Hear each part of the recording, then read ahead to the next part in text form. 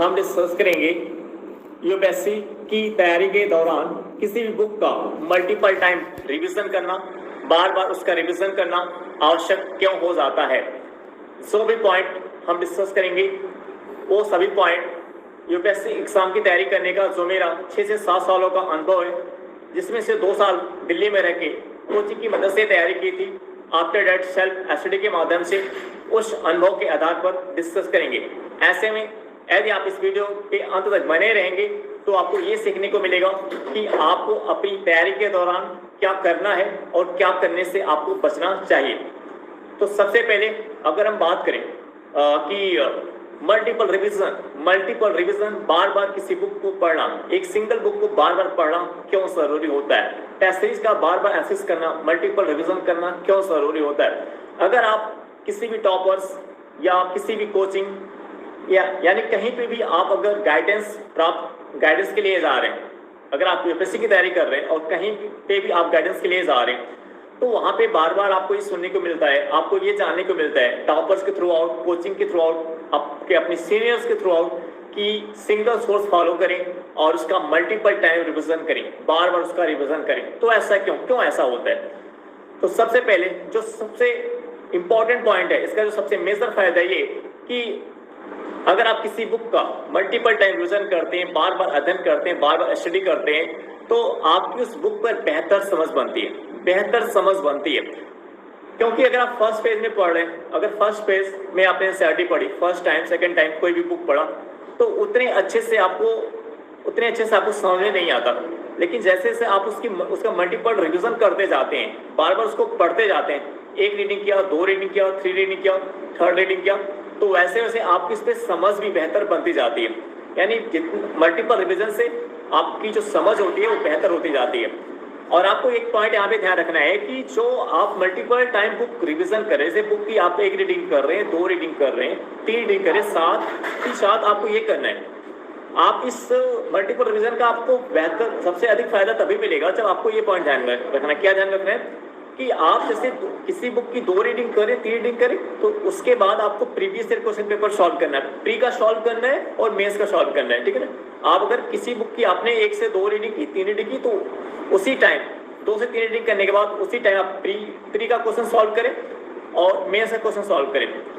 इसका फायदा ये होगा कि जो आप रीडिंग कर रहे हो, आपकी उस रीडिंग में इंप्रूवमेंट आएगा, सुधार आएगा। उस रीडिंग को आप यूपीएससी के अप्रोच से, यूपीएससी की जो डिमांड होती है उस अप्रोच से आप कर पाओगे।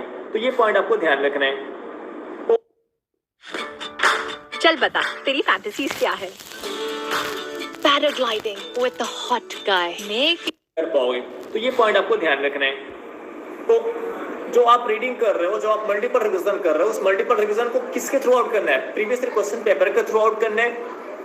फर्स्ट पेज में आपको प्रीवियस ईयर क्वेश्चन पेपर के थ्रू आउट करना है। आफ्टर दैट फिर आप टेस्ट सीरीज की मदद ले सकते हैं। यानी जो आप किसी भी सोर्स का रिवीजन कर रहे हैं, मल्टीपल टाइम रिवीजन कर रहे हैं, उस सोर्स का रिवीजन आपको प्रीवियस ईयर क्वेश्चन पेपर और टेस्ट सीरीज के थ्रू आउट आपको करना चाहिए।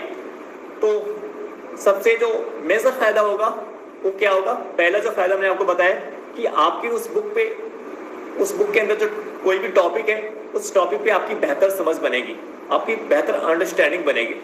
दूसरा फायदा क्या होता है कि जैसे आपने किसी एनसीईआरटी की बुक की 1 से 2 रीडिंग की, 3 रीडिंग की, तो जरूरी नहीं कि आप 1 रीडिंग, 2 रीडिंग या 3 रीडिंग्स में सभी कंटेंट आप उसमें से अंडरलाइन कर ले रहे हैं, सभी कंटेंट आपको पता चल जा रहा है। ऐसा नहीं होता। आप देखते होंगे कि जैसे जैसे आपका रिवीजन बढ़ता जाता है, मल्टीपल टाइम आप रिवीजन करते जाते हैं, वैसे वैसे आपको ये भी पता चलता है कि अच्छा ये पहले रीडिंग में, दूसरी रीडिंग में आपको ये पता चलता है कि अच्छा ये पॉइंट तो मुझसे फर्स्ट रीडिंग में, सेकंड रीडिंग में छूट गया था, लेकिन 4th रीडिंग, 5th रीडिंग में वो पॉइंट क्या होता है, कवर हो जाता है। लेकिन ये ध्यान रखें, ये तभी ऐसा होगा जब आप प्रीवियस ईयर क्वेश्चन पेपर के थ्रू आउट आप रिवीजन कर रहे हैं। ये ध्यान रखना शर्त है, आप प्रीवियस ईयर क्वेश्चन पेपर के थ्रू आउट और टेस्ट सीरीज के थ्रू आउट आप रिवीजन करें, तभी आप जान पाएंगे उसमें से कौन से पॉइंट आपसे छूट गए थे।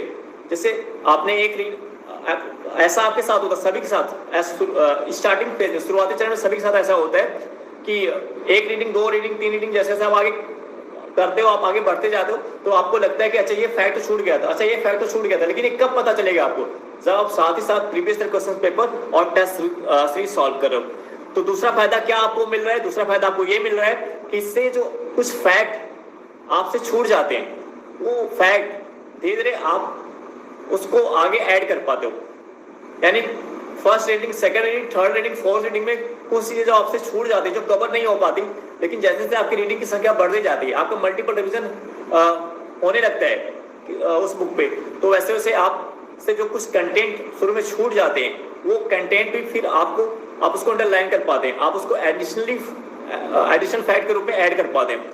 यानी एक समय ऐसा आता है कि जब वो एनसीईआरटी की में जितने भी कंपोनेंट यूपीएससी एग्जाम के लिए इंपॉर्टेंट है, जितने भी फैक्ट कॉन्सेप्ट पॉइंट यूपीएससी के एग्जाम के लिए, प्रीलिम्स मेंस के लिए इंपॉर्टेंट है, उन सबको आप अच्छे से समझ पाते हो, आप उन सबको सभी कंटेंट को अंडरलाइन कर पाते हो, आप जान पाते हो कि ये सभी पॉइंट इस एग्जाम के लिए क्या इंपॉर्टेंट है। तो ये दूसरा फायदा होता है कि जो कंटेंट जो आपसे छूट जाते हैं शुरू की रीडिंग में, वो आगे चल करके ऐड हो जाते हैं। यानी एडिशनल फैक्ट की जानकारी, जैसे जैसे आपका मल्टीपल रिवीजन होता जाता है, वैसे वैसे आपको एडिशनल फैक्ट की, एडिशनल कॉन्सेप्ट की जानकारी भी आपको होने लगती है। लेकिन ये कब होगा?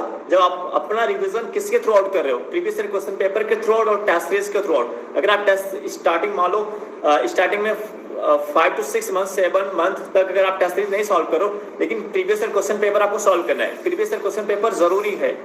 आपकी जो रीडिंग है, आप जो रीडिंग कर रहे हो, यानी जैसे जो आप मल्टीपल रिवीजन कर रहे हो, उस रिवीजन को आपको प्रीवियस ईयर क्वेश्चन पेपर के थ्रू आउट करना है। कैसे कि आप 2 से 3 रीडिंग करें, previous year question paper solve करें, फिर जब दोबारा रिवीजन करने आए, फिर आप 2 से 3 रीडिंग करें, फिर previous year question paper solve करें। तो इसका फायदा आपको क्या होगा, हमने आपको बताया। तीसरा जो फायदा होता है कि मल्टीपल टाइम रिवीजन करने से, बार बार रिवीजन करने से जो कॉन्सेप्ट होते हैं, जो कॉन्सेप्ट और फैक्ट बेस्ड पॉइंट होते हैं, जो कॉन्सेप्ट और फैक्ट बेस्ड पॉइंट होते हैं, वो आपके दिमाग में धीरे धीरे बैठने लगते हैं।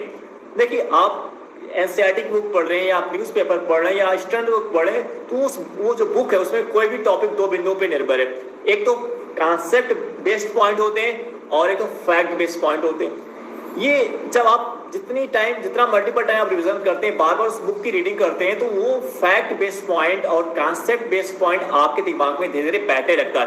इसका फायदा क्या होता है कि वो पॉइंट आपको याद रहता है, लंबे समय तक वो आपको याद रहता है। ठीक है ना? ये तीसरा इसका फायदा है मल्टीपल रिवीजन करने का। मोदी सरकार की गारंटी, भारत होगा गरीबी मुक्त 5 सालों में। फोर्थ नंबर पे क्या है? फोर्थ नंबर पे जो आपको और फायदे मिलने वाला है ये कि जैसे जैसे आपके कॉन्सेप्ट बेस्ड जो पॉइंट होते हैं, फैक्ट बेस्ड पॉइंट होते हैं, वो आपके दिमाग में बैठने लगते हैं। तो इसका फायदा ये होता है कि जब चीजें आपको अच्छे से कॉन्सेप्ट की क्लैरिटी आपको हो जाती है, फैक्ट आपको रिवीज आपको याद हो जाता है, तो फिर अगला जो फेज आता है, जो अगला फायदा आपको होने वाला है, आप शॉर्ट नोट्स बना पाते हो। आप शॉर्ट नोट्स बनाने के एबल हो जाते हो, योग हो जाते हो। तो देखिए, शॉर्ट नोट्स जब जो बार बार एक पूछा जाता है कि शॉर्ट नोट्स कैसे बनाएं, तो शॉर्ट नोट्स एक दिन में या 2 दिन में आपको शॉर्ट नोट्स बनाना नहीं आएगा। एक प्रोसेस होता है, एक प्रक्रिया होता है, उसके थ्रू आप शॉर्ट नोट्स बनाते हैं। तो फोर्थ स्टेज पे आप शॉर्ट नोट्स देखिए, आप शॉर्ट नोट्स बनाने के एबल कब हो जा रहे हैं? जब आपका ऊपर का 3 एबल, तो जो 3 पॉइंट वो आपके अंदर है, वो 3 पॉइंट से आप गुजर चुके हो, आप आगे आ चुके हो। तो फोर्थ नंबर पे, यानी फोर्थ नंबर पे आपको क्या फायदा होने वाला है? आप जो भी टॉपिक रीड कर रहे हो, आप उस टॉपिक का शॉर्ट नोट्स बनाने के एबल योग हो जाते हो। आपको क्योंकि एक इस पॉइंट पे आकर के जब आप मल्टीपल टाइम रिवीजन कर लेते हैं, यानी 5 to 6 time, 4 time, 5 time, 6 time तक जब आप रिवीजन कर लेते हो, तो आपको एक समय पे ऐसा आपको रियलाइज होता है कि अच्छा, ये कुछ ऐसी चीजें हैं जो आपसे बार बार भूल जाती हैं। जब आप टेस्ट सीरीज सॉल्व करते हो, जब आप प्रीवियस क्वेश्चन पेपर सॉल्व करते हो, तो ये ऐसे पॉइंट है जो आपसे बार बार भूल जाते हैं। तो जो पॉइंट आपसे बार बार भूल जाता है, मल्टीपल टाइम रिवीजन करने के बाद भी वो चीजें आपको याद नहीं रहती, तो आप क्या करते हो, उसके लिए आप एक अलग स्ट्रेटेजी बनाते हो और उसे आप एक शॉर्ट नोट्स में रखते हो, ताकि आप उसके लिए अलग से समय निकाल पाओ, और उस पर एक्स्ट्रा समय दे पाओ, ताकि वो फिर आपको एग्जाम के टाइम में वो आपको भूले ना। ठीक है ना? ये इसका फायदा होता है। अगला जो आपको फायदा होने वाला है,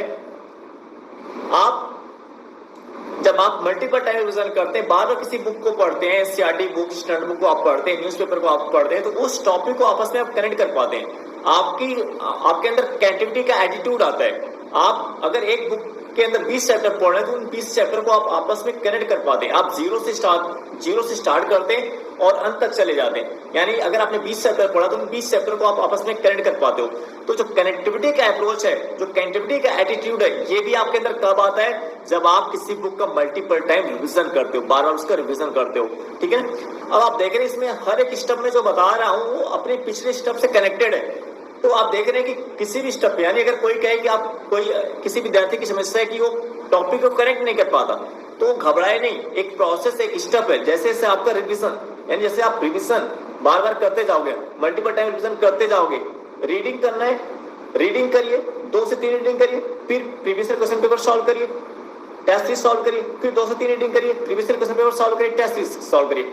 ऐसे जैसे आप आगे बढ़ते जाएंगे इस अप्रोच से, वैसे वैसे आपका जो आपके अंदर कनेक्टिविटी का, टॉपिक को कनेक्ट करने का एटीट्यूड आने लगेगा। और एक समय ऐसा आएगा कि जीएस के जितने भी खंड है आपके सिलेबस में, जीएस के जितने भी पार्ट है, उन सभी पार्ट को आपस में आप कनेक्ट कर पाओगे।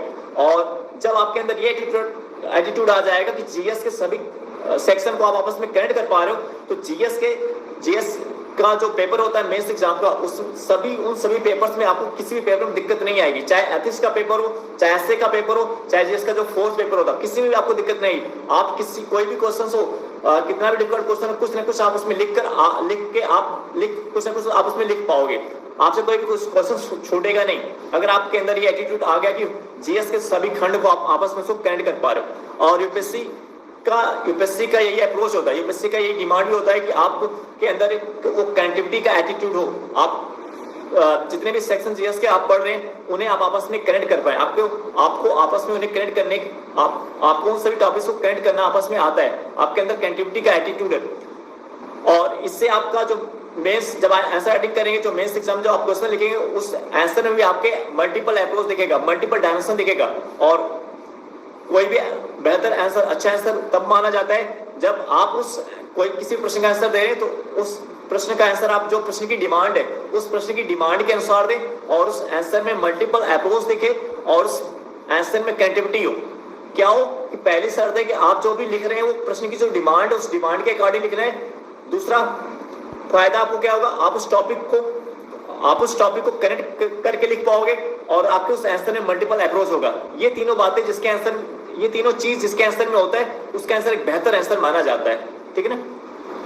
अब फाइनली जो जो 5 पॉइंट हमने आपको बताए, जो इसके 5 फायदे आपको हमने बताए, इन सभी को अगर मिला करके देखें तो जो परिणाम स्वरूप, जो आप निष्कर्षता कह सकते हो, जो कंक्लूजन के रूप में कह सकते हो कि ऐसा करने से, मल्टीपल टाइम रिवीजन करने से जो आपको 5 फायदे मिल रहे हैं, इन सभी के परिणाम स्वरूप आपको जो फायदा क्या होगा, जो पूरे, अगर इस 5 पॉइंट को अगर एक निष्कर्ष के रूप में कहना चाहे तो मैं आपको ये कहूंगा कि इतना करने से, आपको मल्टीपल रिवीजन करने से आप उस बुक की गहराई में उतर पाते हैं, आप उस बुक की डीप में उतर पाते हैं, आप उस बुक की गहराई में उतर पाते हैं। तो आप किसी बुक की गहराई में कब उतर पाते हैं, जब आप उसको मल्टीपल टाइम रिवीजन करते हैं। तो जैसे अगर मैं आपसे कहता हूं कि आप किसी भी बुक का, अगर मैं एक लाइन इस बात को कहूं कि किसी बुक का मल्टीपल टाइम रिवीजन करने का क्या फायदा है, फायदा ये होगा कि आप उस बुक की गहराई में उतर पाते हो। और आप जब उस बुक की गहराई में उतर पाते हो तो क्या क्या फायदे होते हैं, वो फायदे हमने आपको बताए।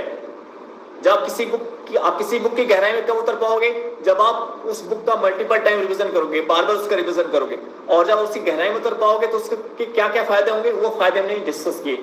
वो 5 फायदे, जो मेजर फायदे हैं जो आपको मल्टीपल टाइम रिवीजन करने से आपको जानने को मिलता है, वो पॉइंट हमने आपके सम्मुख डिस्कस किया। आई होप दैट ये वीडियो आपको समझ में आया होगा, ये टॉपिक आपको समझ में आया होगा। अब हम आपसे नेक्स्ट वीडियो में मिलेंगे। Okay, bye.